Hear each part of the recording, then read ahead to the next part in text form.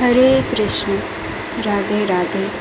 एक बार फिर से मैं आप सभी भक्तजनों के समक्ष हमारे श्री हरि नारायण, हमारे गोविंद की एक और ऐसे दुर्लभ और दिव्य मंदिर की कुछ विशेषताएं लेकर, जो अपने आप में ही बहुत दिव्य और अलौकिक है। और हमारे गोविंद की उस दिव्य मंदिर की विशेषताएं एवं दिव्यता आज भी कलयुग में चारों ओर गूंज रही है। तो आइए जानते हैं कौन सा है ये दिव्य मंदिर और उसके पीछे का रहस्य। तो यह दिव्य और अलौकिक मंदिर तिरुपति बालाजी मंदिर है। यह भगवान विष्णु का विशेष एवं दिव्य मंदिर है। तो आइए जानते हैं भगवान विष्णु के किए गए इस मंदिर के पीछे लीलाओं और रहस्य के बारे में। तिरुपति बालाजी में भगवान विष्णु को वेंकटेश्वर नाम से जाना जाता है। भगवान वेंकटेश्वर के माथे पर है चोट का निशान, आज भी ढका है सिर, हर शुक्रवार को होती है नरन। वेंकटेश्वर एक ऐसे भगवान जिन्होंने लोगों को बचाने और उनकी परेशानियों का निपटारा करने के लिए कलयुग में जन्म लिया था। वेंकटेश्वर को भगवान विष्णु का अवतार भी माना जाता है। भारत के सबसे प्रसिद्ध धार्मिक स्थलों में से एक तिरुपति बालाजी मंदिर की बहुत मान्यता है। इस मंदिर से जुड़ी आस्था, प्यार और रहस्य की वजह से लाखों लोगों की भीड़ यहाँ खिंची चली आती है। आइए आज हम आपको तिरुपति बालाजी मंदिर से जुड़े कुछ रोचक बातों से आप सभी भक्तजनों को अवगत कराते हैं। वेंकटेश्वर एक ऐसे भगवान जिन्होंने लोगों को बचाने के लिए और उनकी परेशानियों का निपटारा करने के लिए कलयुग में जन्म लिया था। वेंकटेश्वर को भगवान विष्णु का अवतार भी माना जाता है। कहा जाता है कि भगवान वेंकटेश्वर तब तक धरती पर रहेंगे जब तक इस धरती यानी कलयुग का अंत नहीं हो जाता।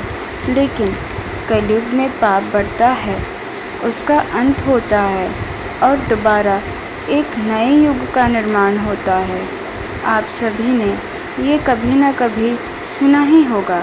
आइए आज हम बताते हैं ऐसा क्यों कहा जाता है। दरअसल जहाँ वेंकटेश्वर को कलयुग में दुखहर्ता के रूप में माना जाता है, वहीं भगवान विष्णु के दूसरे अवतार कल्कि के बारे में मान्यता है कि उनका जन्म कलयुग को खत्म करने के लिए ही होगा और धरती पर सब कुछ खत्म हो जाएगा।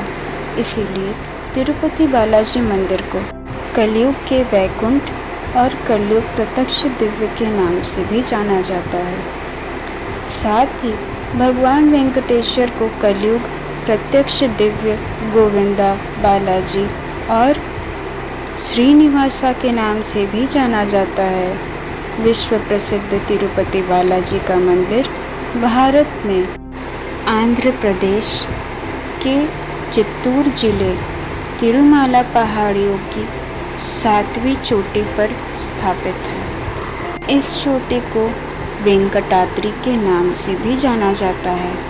यह शेष चरण पहाड़ियों की एक किस्म है। यह 7 पहाड़ियों की एक श्रृंखला है। ईशया के 7 प्रमुखों भगवान विष्णु के नाग प्रकट को दर्शाती है। यह मंदिर कई शताब्दी पहले बनाया गया था। मंदिर दक्षिण भारतीय वास्तुकला एवं शिल्प कला का अद्भुत उदाहरण है।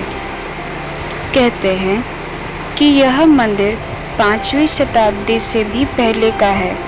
आज भी तिरुपति बालाजी मंदिर से जुड़ी 2 कहानी सबसे ज़्यादा प्रसिद्ध है। वेंकटाचल महात्म्यम और वराह पुराण।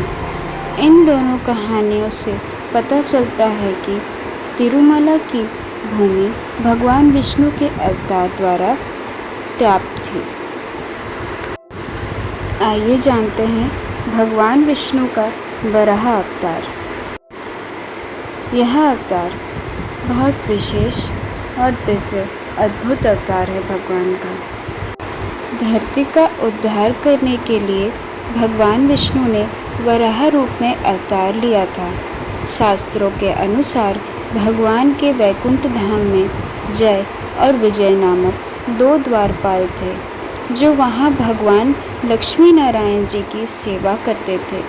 एक बार सनकादिक मुनीश्वर जब वैकुंठ धाम में भगवान लक्ष्मी नारायण जी से मिलने के लिए गए तो जय और विजय के आसुरी स्वभाव को देखते हुए उन्होंने उनके साथ उचित व्यवहार नहीं किया, जिस कारण चारों सनकादिक भाइयों ने उन्हें पृथ्वी पर जाकर असुर बनने का श्राप दे दिया। उसी के प्रभाव से दिति के गर्भ से जय और विजय ने जन्म लिया। उनका नाम प्रजापति कश्यप ने हिरण्यकश्यप और हिरण्याक्ष रखा। दोनों भाइयों ने कठिन तपस्या करके ब्रह्मा जी से अलग अलग वरदान पाए। हिरण्यकश्यप ने अनेक शर्त रखकर ब्रह्मा जी से न मरने का वरदान प्राप्त किया, अतः उसे मारने के लिए भगवान विष्णु ने नरसिंह अवतार लिया था। उसे उसके दिए हुए वचन के अनुसार ही मारा गया। दूसरे भाई हिरण्याक्ष को मारने के लिए भगवान विष्णु ने वराह अवतार लिया। हिरण्याक्ष ने जब दिग्विजय की तो उसने सारे पृथ्वी को जीत लिया। वह पृथ्वी को उठाकर समुद्र में ले गया था। पृथ्वी को दैत्य से मुक्ति दिलवाने के लिए भगवान विष्णु ने वराह अवतार लिया। उन्होंने एक झटके से हिरण्याक्ष को अपनी धार पर उठा लिया और घुमाकर आकाश में दूर फेंक दिया। आकाश में चक्कर काटकर वह धड़ाम से पृथ्वी पर भगवान के पास ही गिर पड़ा। मरणासन हिरण्याक्ष ने देखा कि वह वराह अब वराह न होकर भगवान विष्णु हैं। जब ऋषि भृगु ने भगवान विष्णु के सीने पर मार दिया था लात। आइए जानते हैं इस रहस्य के बारे में। कलयुग की शुरुआत पे जब भगवान वराह बैकुंठ चले गए तब, लेकिन ब्रह्मा जी धरती पर भगवान विष्णु को चाहते थे, जिसके लिए नारद मुनि को कोई युक्ति सोचने के लिए कहा गया।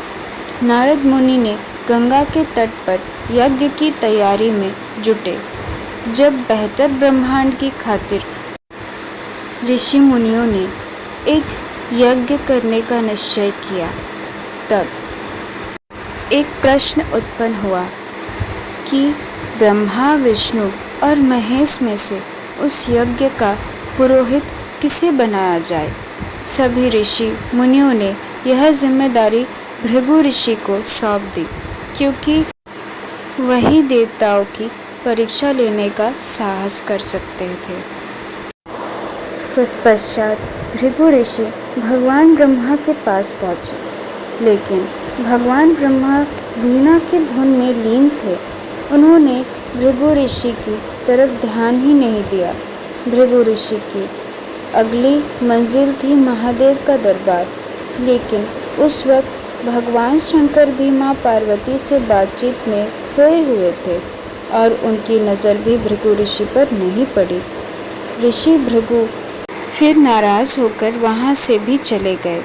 अब बारी थी भगवान विष्णु की, जो उस वक्त आराम कर रहे थे। भृगु ऋषि ने वैकुंठ धाम में भगवान विष्णु को कई आवाज़ दी, लेकिन भगवान ने कोई जवाब नहीं दिया। गुस्से में आकर भृगु ऋषि ने भगवान विष्णु के सीने पर लात मार दी। इसके बाद भगवान विष्णु ने भृगु ऋषि को आग बबूला देखा तो उनका पैर पकड़ लिया और मालिश करते हुए पूछा कि कहीं आपको चोट तो नहीं लगी। इससे पता चलता है हमारे भगवान का स्वभाव बड़ा ही निर्मल और पावन है और बहुत ही सौम्य है। यह देखकर भृगु ऋषि को अपना उत्तर मिल गया और उन्होंने यज्ञ का पुरोहित भगवान विष्णु को बना दिया। जब माता लक्ष्मी ने छोड़ दिया था वैकुंठ, आइए जानते हैं इसके बारे में। भृगु ऋषि के भगवान विष्णु के सीने पर लात मारने पर माता लक्ष्मी नाराज हो गई थी।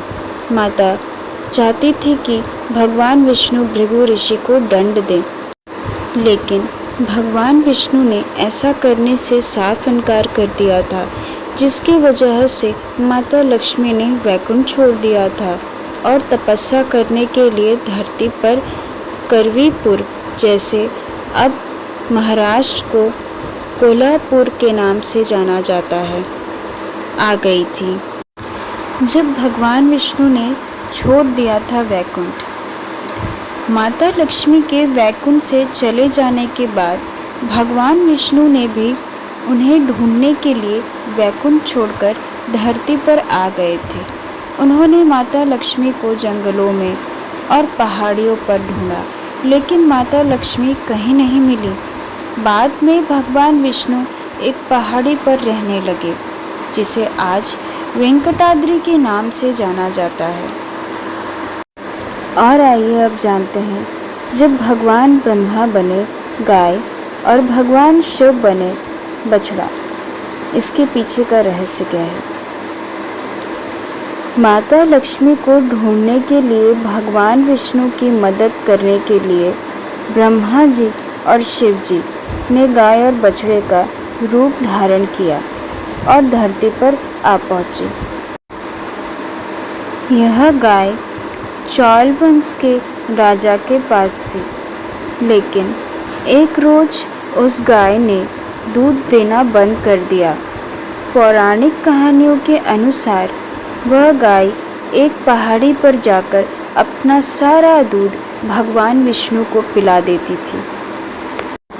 आइए अब जानते हैं कैसे आया भगवान वेंकटेश्वर के माथे पर चोट का निशान। गाय के दूध न देने पर रानी का गुस्सा फूट पड़ा। उसने एक संतरी को गाय पर नज़र रखने को कहा। संतरी ने सब कुछ देख लिया था और गुस्से में आकर उसने गाय की तरफ एक कुल्हाड़ी फेंकी, लेकिन तभी भगवान विष्णु प्रकट हुए और वह कुल्हाड़ी उनके माथे पर जा लगी।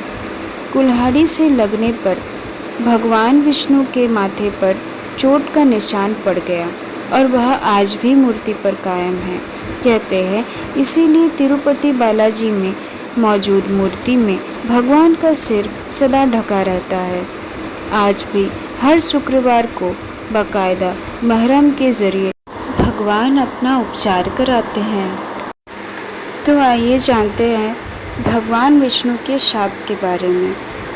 भगवान विष्णु को संतरी की कुल्हाड़ी लगने के बाद इस करतूत पर भगवान विष्णु ने राजा को शाप दिया, लेकिन माफ़ी मांगने के बाद भगवान ने राजा को माफ़ भी कर दिया था और साथ ही में वरदान भी दिया कि अगले जन्म में वह अक्षा के राजा के रूप में जन्म लेगा। उसकी एक पुत्री होगी जिसका नाम पद्मावती होगा और राजा को पद्मावती की शादी वेंकटेश्वर से करानी होगी। तो यह थी तिरुपति बालाजी की प्रसिद्ध कहानी और कुछ विशेषताएं। ऐसा है आप सभी भक्तजनों को यह विशेषताएं और तिरुपति बालाजी मंदिर की कुछ रहस्यमय बातों को जानकर अच्छा लगा होगा। अगर यह वीडियो अच्छा लगा हो तो इसे लाइक भी कीजिए और कमेंट कर दीजिए। राधे राधे, हरे कृष्ण।